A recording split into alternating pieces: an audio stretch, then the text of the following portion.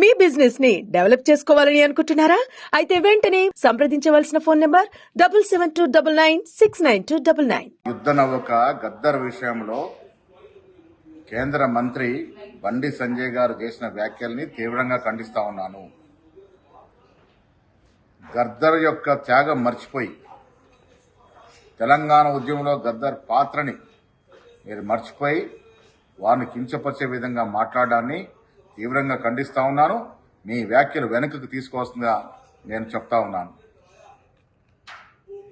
పద్మ అవార్డులు అనేవి BJP భావజాలము, VHP, RSS భావజాలంకి ఇవ్వాలని మీరేమైనా కొత్తగా రాజ్యాంగంలో వెసులుబాటు చేసుకున్నారా? ఈ పార్టీలకు అతీతంగా సమాజంలో సేవ చేసిన వ్యక్తులకు ఇవ్వాల్సిన పద్మ అవార్డులు కూడా మీరు పార్టీ రంగు పోయడం వల్ల వాటి విలువను తగ్గించే ప్రయత్నం చేస్తా ఉన్నారు. ప్రజా యుద్ధ నౌక పిలుపడే గద్దర్ గారు మీరు అవార్డులు ఇచ్చినా ఇవ్వకపోయినా ప్రజల మనసులో స్థిరస్థాయిగా ఉండిపోతారు. ఆనాడు సాక్షాత్ ప్రధానమంత్రి గారు గద్దర్ని ప్రశంసించిన సందర్భం మర్చిపోయినట్టున్నారు సంజయ్ గారు. చాలా మంది బీజేపీ నాయకులు తెలంగాణ ఉద్యమ సమయంలో గద్దర్ పాడిన పాట, కట్టిన గజ్జ వల్ల తెలంగాణ వచ్చింది అని ప్రశంసించినటువంటి మాటలు, ఆలింగనం చేసుకున్న సందర్భాలు మర్చిపోయినట్టున్నారు.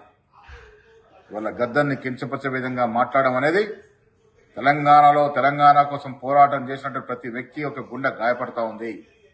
నేను తీవ్రంగా ఖండిస్తా ఉన్నాను.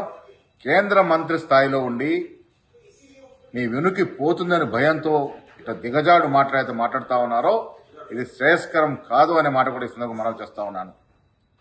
గద్దర్ని మీరే గారు ఈ రాష్ట్రంలో యావత్ 2 తెలంగాణ రాష్ట్రంలో ఉద్యమం తెలిసిన ప్రతి ఒక్కరు కూడా ఆదర్శిస్తున్నారు, అభిమానిస్తా ఉన్నారు.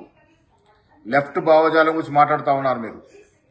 ఇవాళ ఎంతో మంది కారు సేవకుల్ని కాల్చి చంపిన వ్యక్తులకి పద్మ అవార్డు ఇచ్చినట్టు సందర్భం. ఇవాళ లెఫ్ట్ భావాల గురించి మాట్లాడుతున్న మీరు మీ పార్టీలో లెఫ్ట్ భావాల వ్యక్తులను ఎంతమందిని చేర్చుకున్నారో అది మీకు తెలియదా అనే మాట కూడా నేను అడుగుతా ఉన్నాను.